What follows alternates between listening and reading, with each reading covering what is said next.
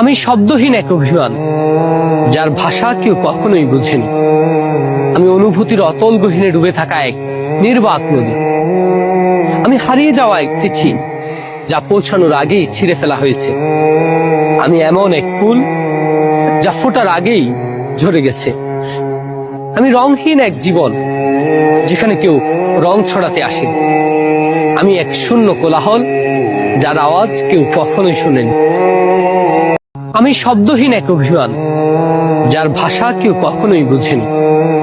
আমি অনুভূতির অতল গহীনে ডুবে থাকা এক নির্বাক নদী।